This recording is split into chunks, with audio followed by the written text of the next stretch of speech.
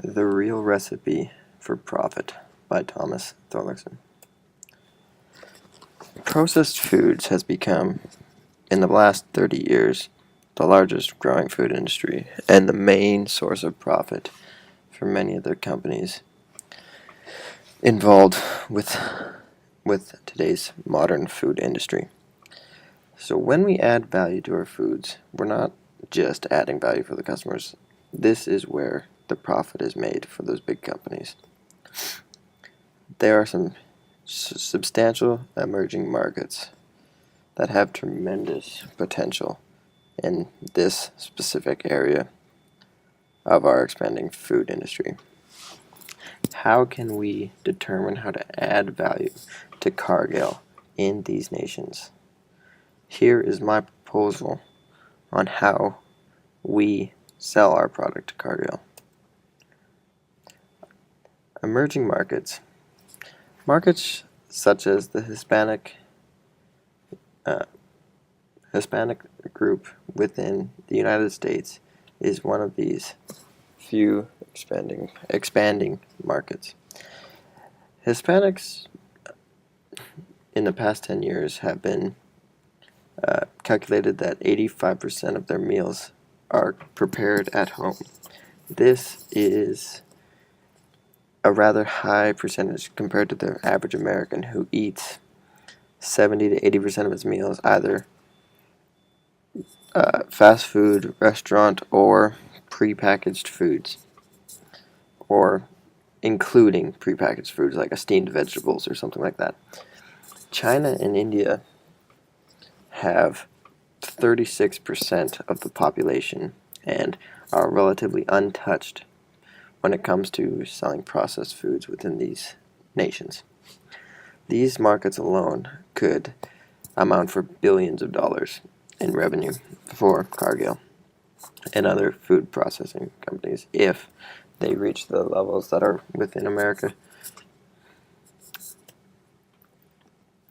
What we are going to sell Cargill. We are going to sell them the whole package. Our package is going to include research and development, data analysis, product testing, and the production and product promotion of these new products. This package is going to be valuable to ourselves and Cargill, as the production of these new products is so essential, and the analysis going into them is really what leads to a good product. I will expand further when I get further in these upcoming slides. So our goal is to supply Cargill with a product that'll be the next big thing. The next big thing relating to this Pop-Tart picture I put in the middle here is referring to how there's hundreds of different kinds of breakfast oriented meals, such as the Pop-Tarts, your egg McMuffins, all these things. But when you talk about toasting a breakfast sandwich or a breakfast snack of any kind, Pop-Tarts were the first ones to do it, and they have named this entire food category. And when someone refers to throwing something in the toaster and having an easy to go traveling, like eat with one hand breakfast cereal or snack or food, people just refer to it as Pop-Tarts. We are going to try and help Cargill come up with the next big thing in these emerging markets. How we find the winning ticket. When I say winning ticket, I'm referring to such an idea as Pop-Tarts or breaded chicken fingers, something that has a lot of added value to the customer / consumer. Through big data, we could break the nations down into smaller groups determined by their flavor and spice preferences. Determining raw materials often used for meals and snacks. And, of course, through a trial and error, we can determine the best potential value-added products for these groups. I will discuss in further detail how this will be done in the upcoming slides.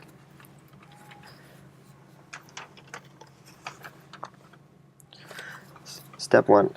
Collect and analyze data from groceries, grocery stores, home surveys, and restaurants to ensure we cover every possible piece of data related to food. This is best done through big data, and with the help of big data we can go over all the data and help determine which of these areas, in which areas they prefer certain types of foods. And then from there we move on to step 2, where we break them down into different spice groups, different flavor preferences, and start to get an idea of what kind of value-added products we should promote in each area.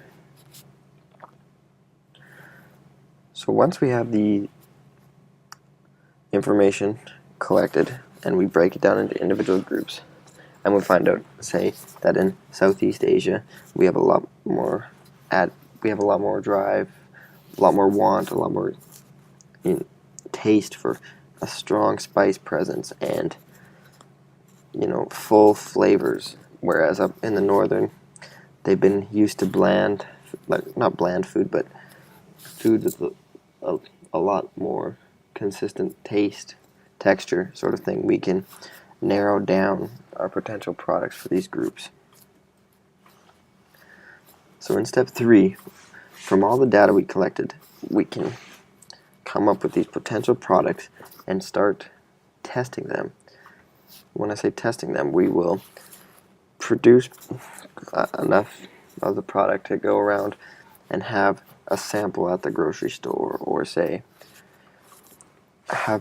pay people to come to our research facilities and put them in a room, real bland room, where it's just nothing but a keyboard to answer the questions and a little screen, and then we hand in the samples through a little sliding door, so there's no human interaction, nothing that could sway the results. And there we'll have a video camera recording this, so we can collect all this data from what we see when we have people testing our products. This will allow us to really gauge the true reactions of people and have it on file, so we can go back to all the results, analyze it, and really see which products are behaving the best. In step 4, once we have narrowed our products down to the top 3, maybe 4 or 5 products that are really excelling in the flavor areas, showing really good results from the consumers, we can then go into our mini / small factory, where we can test how easily these products are to produce on a large scale. This is where we're going to need a lot more analysis, and not just in big data, but also in the time and motion studies, so we can really perfect how we produce our foods. This will allow us to shave time for our production, which will also increase revenue, because if you can save, say, 2 seconds in one stage of the production, you spread that over a million units of production. That is a lot of time saved, which in turn results in money saved.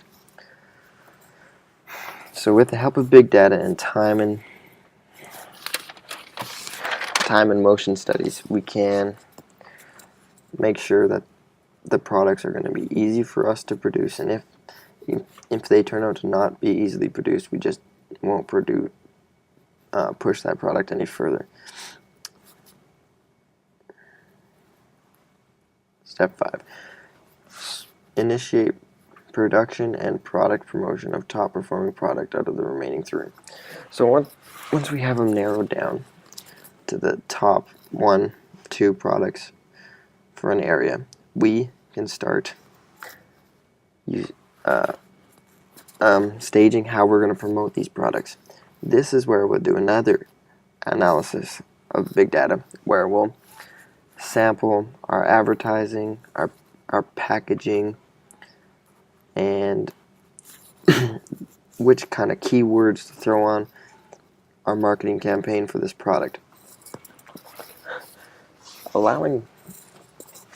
Cargill allowing us to come in and do this additional stage of analysis will really help us promote our product to the top level and hopefully in turn give us the next big thing in processed foods.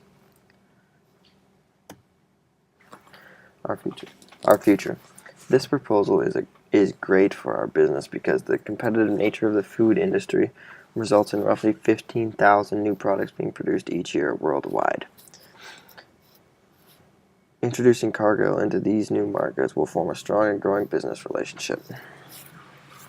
So as we work with Cargill,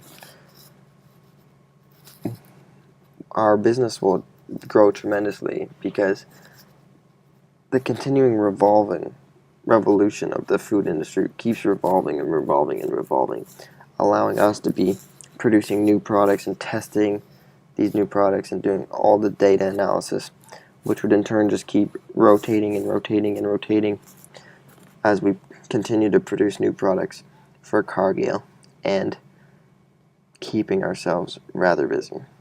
I believe this is the future of our business, our consulting firm, because there's no single company that we could work better with than Cargill itself.